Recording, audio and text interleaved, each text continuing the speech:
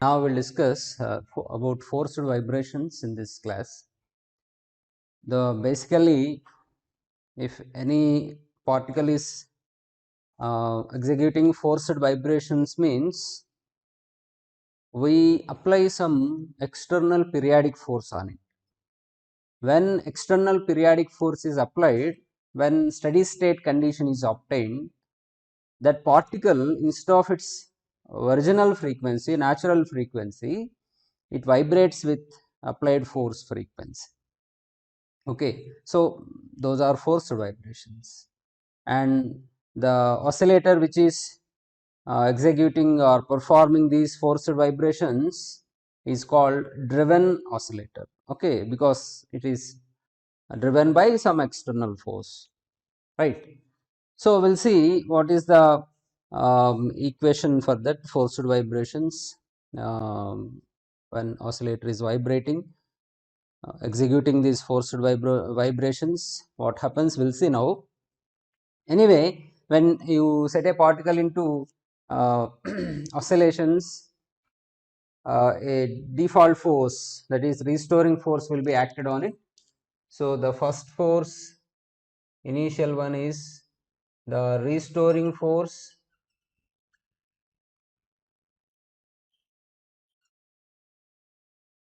The restoring force acting on the particle. This restoring force F dash, let it be, is equal to minus kx. F is proportional to the displacement, right, and it acts towards mean position. So minus is used. F dash is equal to minus k into x, and we can give equation 1 for this. Here k is force constant. So here force constant is what? Force per unit length. Restoring force acting per unit length. So this is called force constant. Now the second one, as the surrounding medium that we are considering, so due to surrounding medium, some frictional force will act on the particle which is vibrating in the medium. Okay, so the vibrations of that particle opposed by this frictional force. So this frictional force gradually increases with the velocity of the particle which is in oscillatory motion. Okay, so frictional force due to medium, frictional force due to medium, surrounding medium, is, if I write F is proportional to velocity and opposite to it, and some constant we use. So velocity, if x is the displacement, velocity we can write as dx by dt, and r is frictional force per unit velocity. Okay, frictional force per unit velocity. This is frictional force acting on the particle which is vibrating with velocity v. As velocity increases, frictional force also increases but acts in opposite direction, so we have used minus. And third one, we are applying a periodic force, a continuous force we are applying on the particle. So applied external force, applied on particle, F is equal to, we can write some some F, or F, the applied force acted on that we can take as F sin pt. So with that sin pt, in the sense a periodic force we are applying on the, in equal interval of times continuously we are applying a periodic force, that is external force, on the particle. When a steady state condition is obtained, that we'll see what happens. So now we'll apply Newton's second law. According to Newton's second law,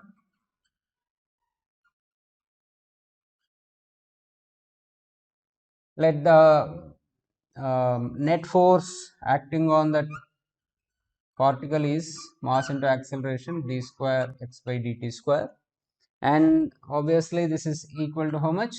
Sum of all these forces, because these forces are acting on the particle, minus kx minus r dx by dt plus f sin pt, right?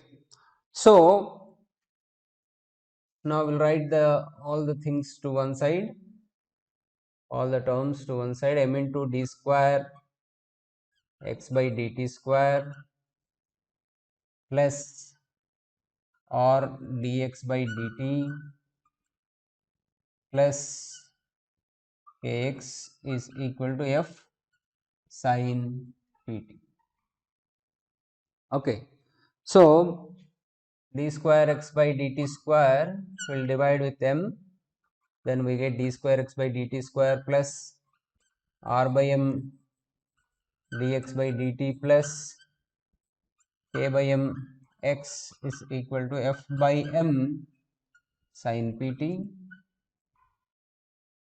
Okay, here let us take this f dash just to write here small f. Okay, now d square x by dt square plus 2b dx by dt plus, we know it is omega square, x is equal to small f sin pt. This is equation 3. This is the second order differential equation that represents the motion of the particle which is executing forced vibrations. Okay. So when steady state condition is obtained, this particle vibrates with the frequency other than its natural frequency, right? Now we'll see the solution for this. What may be the possible solution? Let the possible solution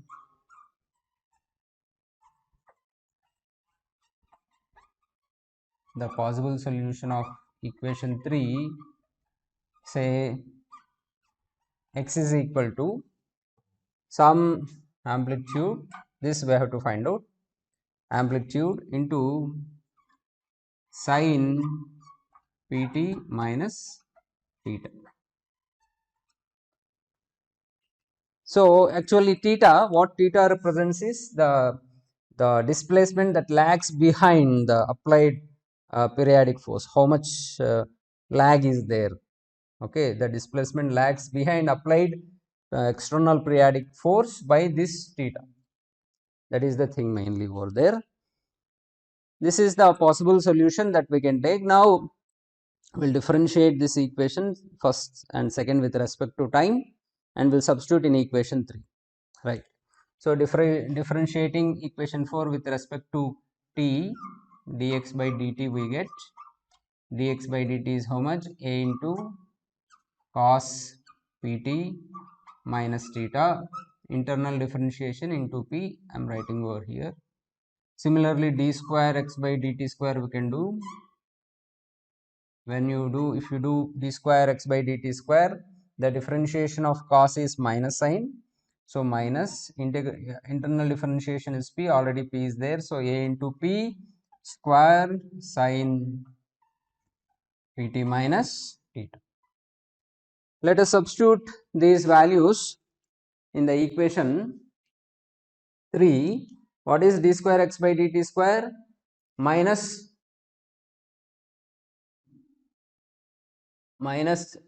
ap square sin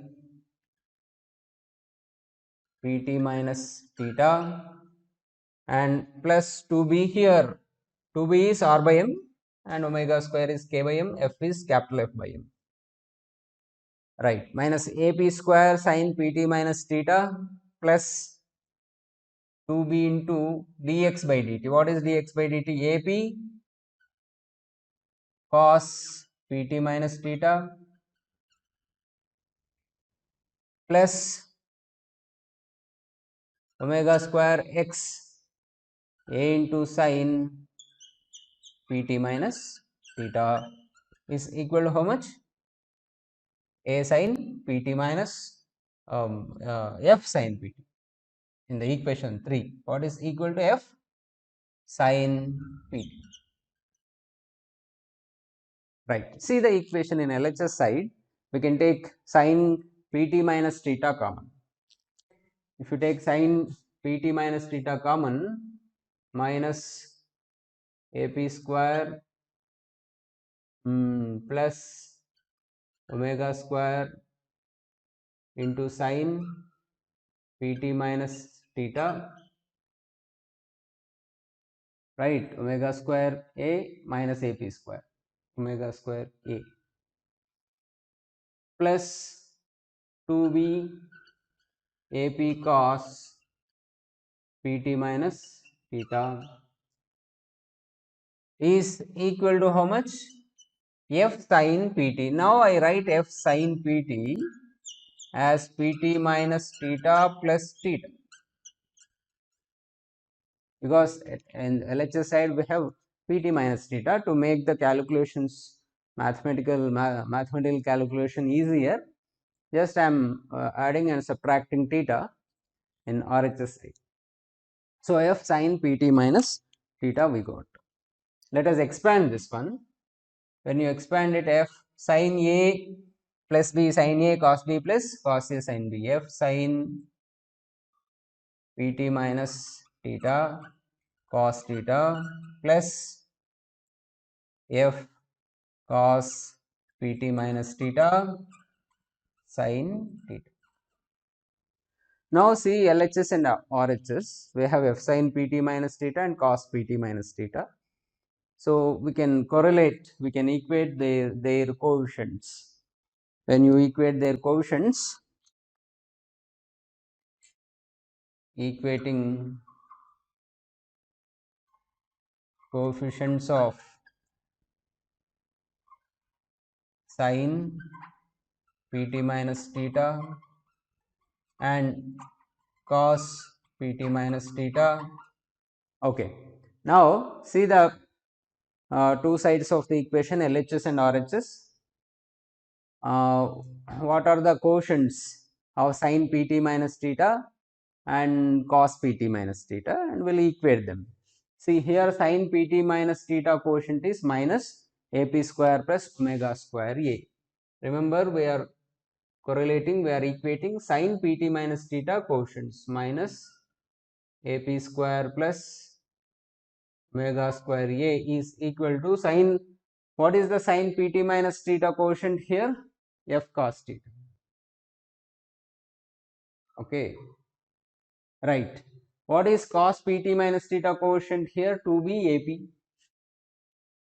2b ap is equal to how much? Cos pt minus theta quotient is f sin theta. So this is f sin theta. We'll give equation numbers 5 and 6. Let us square equation 5 and 6 separately. We'll add them. When we add equation, square of equation 5 and square of equation 6, f square cos square theta plus f square sin square theta is equal to square of these things and sum. So f square, if you take common, sin square theta plus cos square theta becomes 1. So directly here you can write f square is equal to, right? So somewhere here let me write,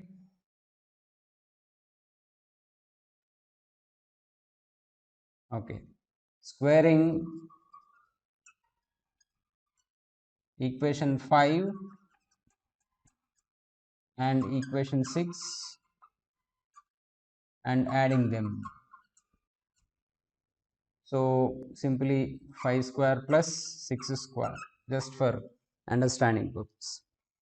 So what is the value here? F square is equal to, because f square common, if you take sin square theta plus cos square theta will become 1. F square is equal to minus ap square plus omega square a whole square plus 4 b square a square p square. Now from this you simply will take minus out of this, then we get, if you take minus out of this and a square also common, we get p square minus omega square into a square plus 4b square a square p square. If you take minus common, this minus square becomes plus. So p square minus omega square into a square plus 4b square a square p square. From here we get a square value. So a square is equal to, take the common, then we get f square by how much? P square minus omega square plus square will be there, no, square, plus 4b square p square. Okay, so from here a square we can write, a square, that is a we can write, a is equal to f by root of p square minus omega square square plus 4b square p square. This is the amplitude. If you divide equation 6 with equation 5, we get tan theta. Tan theta is 2b ap by minus ap square plus omega square a square. A you can cancel, right? That now we'll see. So from this amplitude a and theta, when you substitute in equation 4, then that is the solution for this forced vibration equation. So here from this equation amplitude we get a is equal to root of f square is f divided by root of p square minus omega square whole square plus 4b square p square. This is the amplitude.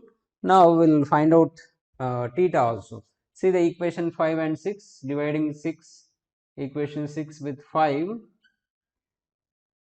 So we get f sin theta by f cos theta, ff get cancelled, tan theta is equal to 2b ap divided by minus ap square plus omega square a.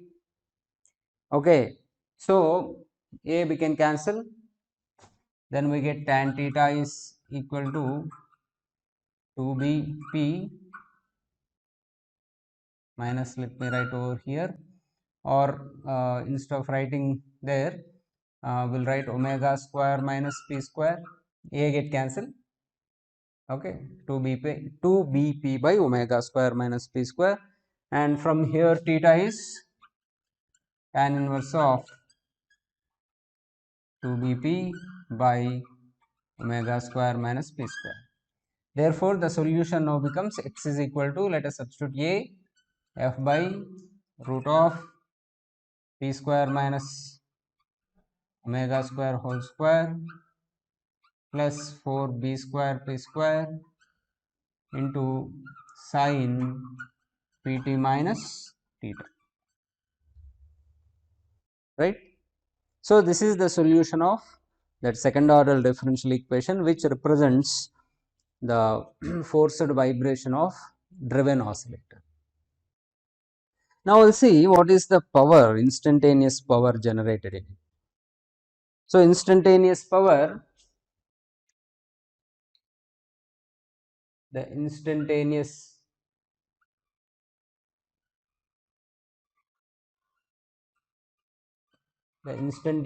power generated in driven oscillator is simply the instantaneous force and instantaneous velocity. What is the instantaneous force? How much we are applying? F sin pt. And what is the instantaneous velocity? Dx by dt. And let us differentiate this equation and we'll substitute over there. Then the power, instantaneous power P is equal to F sin pt. Differentiation of this one is, everything will be there, into P cos pt minus t into p. So, Fp cos pt minus theta divided by p square minus omega square, right, this is p square minus omega square whole square plus 4b square p square root. Here instantaneous power, in this case f, small f is capital F by m. So, f equal to small f into m, that will substitute here. P is equal to f square m sin pt cos, p also is there somewhere here, let me write, cos pt minus theta whole divided by root of p square minus omega square, it is p plus 4b square p square, right. This is the instantaneous power of the driven oscillator. So, please share among your friends. If you have any doubts, you can write in comment section, those will be replied, and we will see another topic in another video.